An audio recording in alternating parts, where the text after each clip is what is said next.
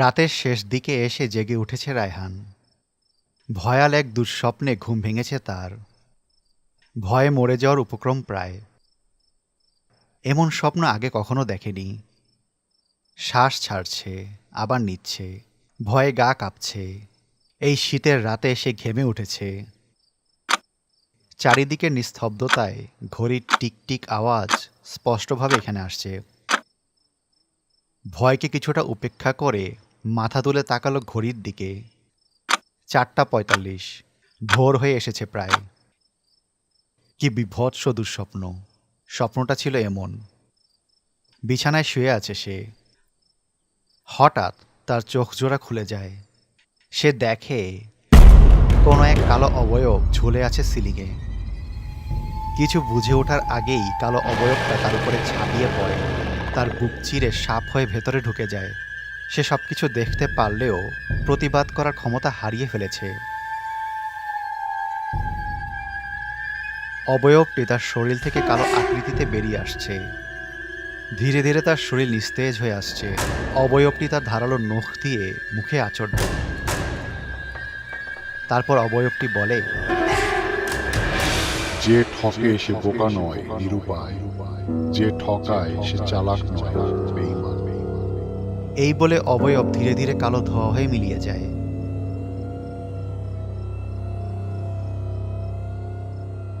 উফ, কি ভয়ঙ্কর দুঃস্বপ্ন!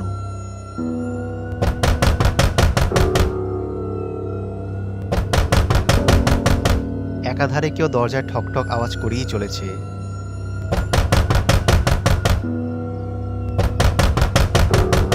কে? কে? কোনো আওয়াজ নেই। রায়হান আবার জিজ্ঞাসা করল, কে? কিন্তু কোনো উত্তর নেই। চারিদিকে নিস্তব্ধতা। রায়হান ধীর পায়ে এগোচ্ছে দরজার দিকে। দরজা খুলতেই সেই স্বপ্নে দেখা কালো অবয়বটি ঝাঁপিয়ে পড়ল তার উপরে। চিৎকার দিয়ে উঠে বসে রায়হান। দেওয়ালে ঝুলে থাকা ঘড়ির দিকে চোখ যায় তার। সকাল ৮টা বাজে। জানলার বাইরে দিয়ে সূর্যের আলো ভেতরে ঢুকছে। আবারও দুঃস্বপ্ন নাকি বাস্তব?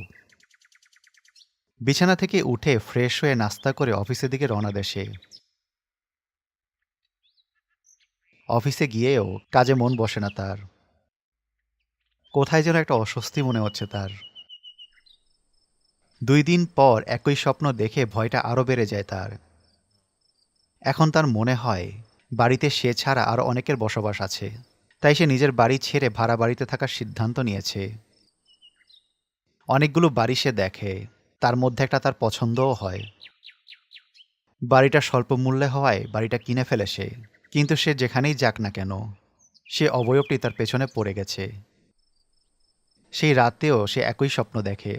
প্রতিদিনের ন্যায় আজও সে জেগে যায়। ভাবতে থাকে কি হচ্ছে তার সাথে। ধীরে ধীরে অফিস যাওয়া বন্ধ করে দেয় সে। তার শরীর অসুস্থতায় ডুবে গেছে। চোখের নিচে কালি পড়েছে। শরীর ফ্যাকাশে হয়ে উঠেছে। দেখে মনে হচ্ছে কোনো রক্ত পিপাসু তার রক্ত শুষে নিচ্ছে। এক রাতে সে আবার স্বপ্ন দেখে। কোনো এক কালো অবয়ব তাকে বলছে, অন্যায় যখন করেছিস তখন তো তার ফল ভোগ করতেই হবে।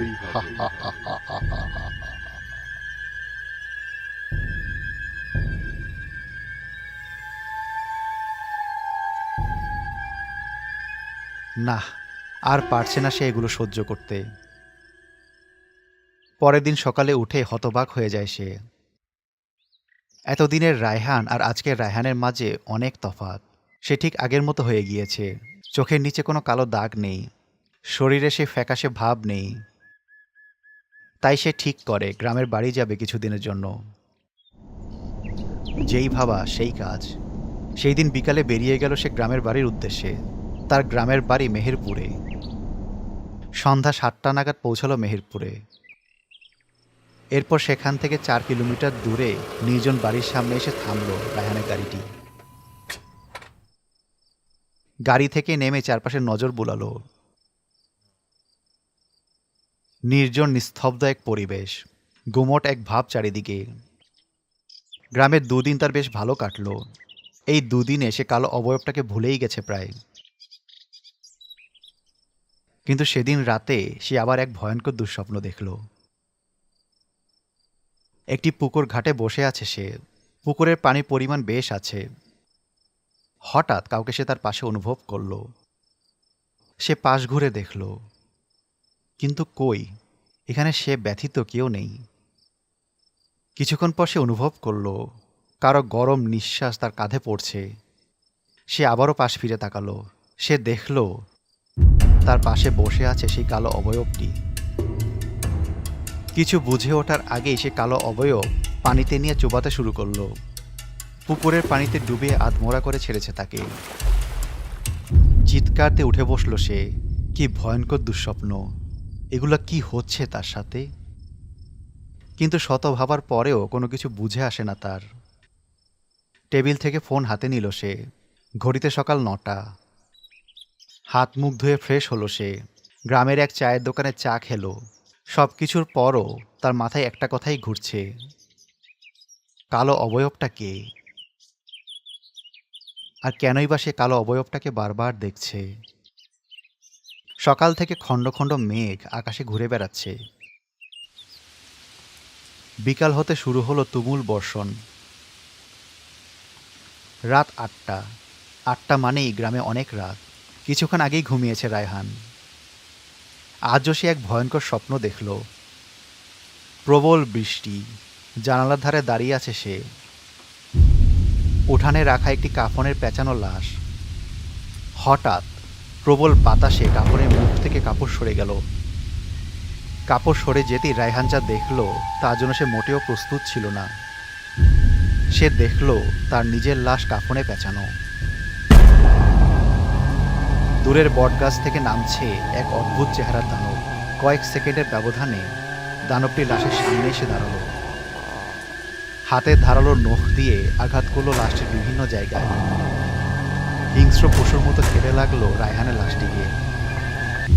থপ করে উঠে বসলো রায়হান। না, আর পারছে না সে। কখনো অবয়ব, কখনো সাপ, আবার কখনো ভয়ঙ্কর দানব। এ কি হচ্ছে তার সাথে? আর কেনই বা হচ্ছে? বিছানা থেকে উঠল সে। শরীর সুতে সাই দিলেও মন সাই দিচ্ছে না। এ কোন গোলক ধাঁধায় আটকে পড়ল সে? দীর্ঘশ্বাস ফেলল রায়হান। কোথাও শব্দে বজ্রপাত হলো। শুনেই বোঝা যাচ্ছে বৃষ্টি অবিরাম হয়েই চলেছে। ঘরের মধ্যে এক গুমট পরিবেশ স্থান পেয়েছে। রায়হান 2 কদম এগিয়ে গেল জানালার দিকে। কি ভেবে যেন জানালার কপাট খুলে দিল। সে ভেবেছিল জানালা খুললে গুমট পরিবেশ থেকে রক্ষা পাবে। কিন্তু হায়, যদি সে জানতো জানলাটা খুললে এমন কিছু সম্মুখীন হবে, তাহলে সে কখনোই জানলাটা খুলতো না। সে দেখল স্বপ্নে দেখা সেই দানবটি তার লাশ খুবলে খুবলে খাচ্ছে। আর সহ্য হলো না তার। জ্ঞান হারিয়ে লুটিয়ে পড়ল মাটিতে।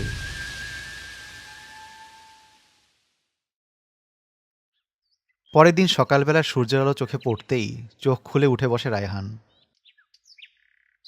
কালকের রাতের ঘটনায় তার চোখের ভয়ের ছাপ স্পষ্ট। সকাল 10টা। সে প্রয়োজনীয় কাজে বাড়ি থেকে বের হয়েছে। হঠাৎ যাওয়ার পথে এক লোকের সাথে দেখা হলো তার। লোকটি তাকে থামিয়ে তার পরিচয় দিল। আসসালামু আলাইকুম, আমি রফিক। ওয়ালাইকুম সালাম, আমি রায়হান। গ্রামে নতুন বুঝি? জি না, এটা আমার গ্রামের বাড়ি। আমি প্রতি বছরই এখানে আসি। বুঝলাম। আচ্ছা, আপনার কি সময় আছে? আপাতত তো নেই। তাহলে বিকালে দেখা করি, ওই যে সামনের ওই স্টল। হাত দিয়ে ইশারা করলো লোকটি। রায়হানও তাকালো সেই দিকে। পারভেজ টি স্টল নামে একটি বড় সাইনবোর্ড ঝুলানো দোকানের উপরে। কোনো জরুরি কথা? না, তেমন কিছু না। আচ্ছা ঠিক আছে, দেখা করব। কথা শেষ করে দুজন নিজেদের পথের দিকে পা বাড়ালো। দুপুর গড়িয়ে বিকাল নেমেছে। সূর্য হেলে পড়েছে পশ্চিম আকাশে। রায়হান যথাসময়ে হাজির হলো। পারভেজ টি স্টলের সামনে। কিছু দূর এগিয়ে আসতে সে বুঝল লোকটি তার আগে এখানে এসে বসে আছে। সেও লোকটির সামনে বেঞ্চে গিয়ে বসল। লোকটি তাকে উদ্দেশ্য করে বলল, আপনাকে খুব বিষণ্ণ দেখাচ্ছে। মুহূর্তেই ভয়ের ছাপ স্পষ্ট হলো রায়হানের মুখশ্রীতে। লোকটি আবার তার কাছে জানতে চাইল কিছু হয়েছে কিনা। কিছুক্ষণ পর রায়হান বলল, ইদানিং আমি একটা কালো অবয়বকে স্বপ্নে দেখছি। স্বপ্নে সে আমাকে বিভিন্নভাবে ভয় দেখায়। কখনো সাপ হয়ে আমার ভেতরে ঢুকে যায়, আবার কখনো আমাকে পানিতে চুবিয়ে দেয়, আবার সে কখনো ভয়ঙ্কর দানব হয়ে আবার নিজের লাশ খুবলে খায়। দানব? তারপর? কিন্তু বাকি ঘটনাগুলো স্বপ্নে দেখলেও এই দানবের ঘটনাটা আমি স্বচক্ষে দেখেছি গতকাল রাতে। এতক্ষণ রায়হানের বলা কথাগুলো যাচাই করলো লোকটি। কিছুক্ষণ চোখ জোড়া বন্ধ করল সে। মিনিট পাঁচেক পর চোখ দুটো খুলে লোকটি বলল, বুঝলাম। আপনি আন্দাজ করতে পেরেছেন? তা বলা বেশ কঠিন আমার পক্ষে। তবে আপনাকে বলি, আগামীকাল সকালে এই গ্রাম থেকে 7 কিলোমিটার দূরে একটা কবিরাজ থাকে। আপনি চাইলে তার কাছে যেতে পারেন। আর আজ রাতে সুরক্ষার জন্য এই তাবিজটা দিচ্ছি, এটা আপনার সাথে রাখবেন। আর হ্যাঁ, এটা শুধুই আজ রাতের কবজ হিসেবে কাজ করবে। কথাগুলো বলে লোকটি উঠে চলে গেল। কিছু দূর গিয়ে লোকটি পিছনে এক পলক তাকিয়ে হাঁটা ধরল।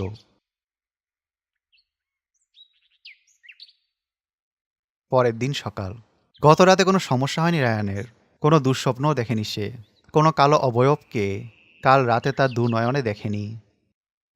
গতকালে লোকটির বলা কথা মতো সকালবেলা রওনা হলো সেই কবিরাজের উদ্দেশ্যে। রায়ানের গাড়ি চলতে থাকলো তার গন্তব্যের পথে। দুপুরের মধ্যেই সে তার গন্তব্যে পৌঁছে যায়।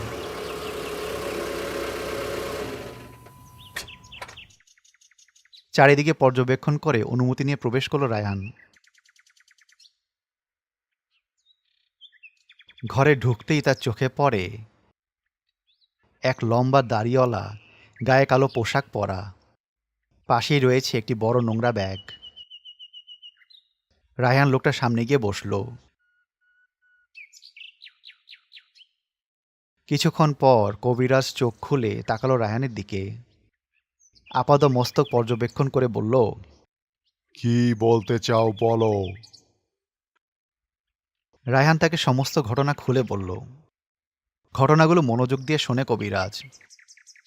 এরপর তার পুটলি থেকে এক মুঠো বালি বের করে সামনে থাকা মোমবাতিটাকে ঘিরে গোল চক্রের ন্যায় ছড়িয়ে দেয় এবং কী সব মন্ত্রপাঠ করতে থাকে। হঠাৎ মোমবাতির আগুন নিভে যায়, আবার জ্বলে ওঠে। এবার সবকিছু স্বাভাবিক। কবিরাজ তার মন্ত্রপাঠ থামিয়ে থমথমে করে রায়হানকে উদ্দেশ্য করে বলে, তুমি কোন বিপদে ফেসেছ? এ তো অনেক বড় ভয়ঙ্কর এক জেদি আত্মা। এর থেকে বাঁচার কোনো উপায় আছে বলে আমার মনে হয় না। তাহলে আমি কি? গলা শুকিয়ে গেল রায়হানের। না, একদমই না। আমি দেখছি কি করা যায়। এতটুকুই বলে আবার চোখ বন্ধ করে মন্ত্র পাঠ করা শুরু করলো কবিরাজ। কিছুক্ষণ বাদে চোখ খুলল সে। নিরাশ গলায় বলল, কোনো উপায় পেলাম না। তবে এই আত্মার হাত থেকে মুক্তির একমাত্র উপায় হচ্ছে মৃত্যু। মৃত্যুর মাধ্যমে সব অভিশাপের মুক্তি হবে। তুমি হয়তো অতীতে অনেক বড় পাপ করেছ, যার কারণে এই আত্মা তোমার পিছনে পড়েছে। কিন্তু অতীত দেখার ক্ষমতা আমি রাখি না। আর কিছু বলল না রায়হান। গাড়ি চালিয়ে বাড়ি ফিরল সে।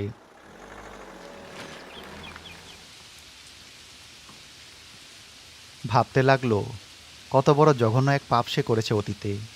বাইরে মুষলধারে বৃষ্টি হচ্ছে, যেন সেই বৃষ্টি তার পাপের কথা মনে করিয়ে দিচ্ছে।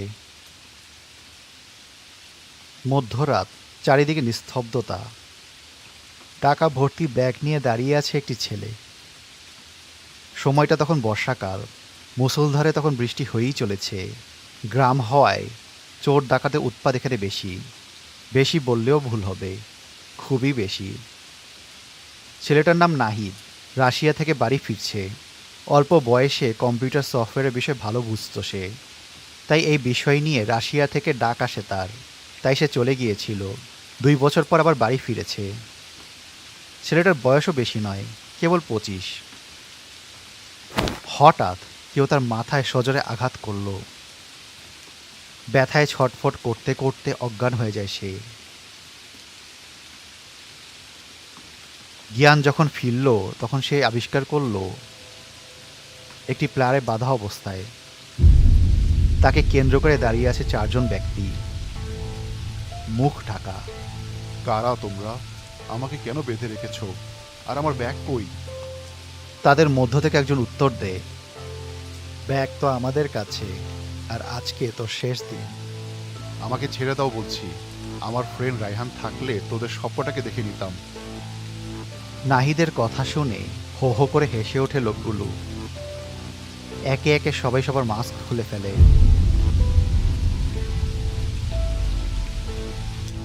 সবাইকে দেখে অবাক হয়ে যায় নাহিদ। তোরা? আর রায়হান তুই? না, নিশ্চয়ই তুই মজা করছিস। কে মজা করছে তোর সাথে? আজকে তোর শেষ দিন রে পাগলা।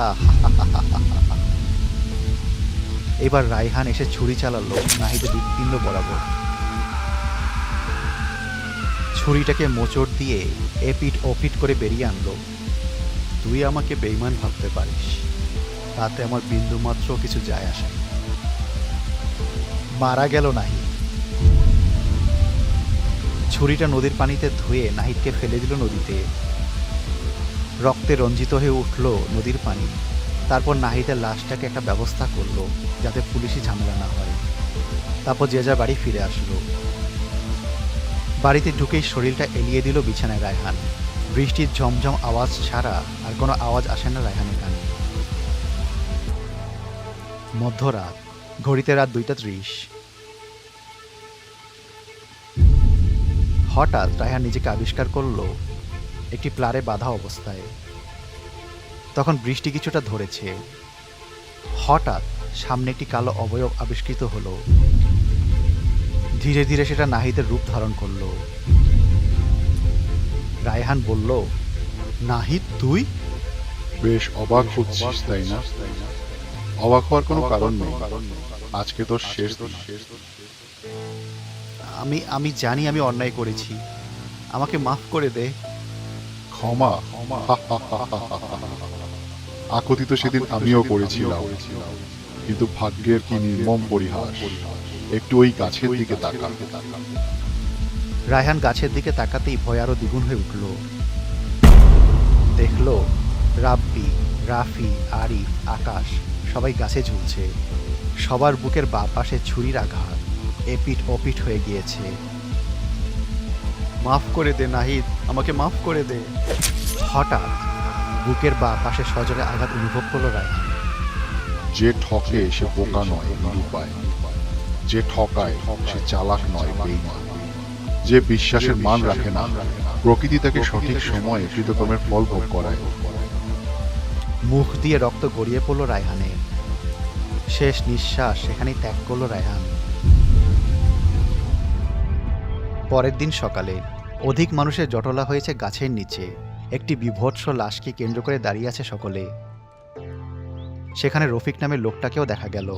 সে মনে মনে বলল, জানতাম ছেলেটির মৃত্যু হবে, কিন্তু এত বিভৎসভাবে হবে তা জানতাম না।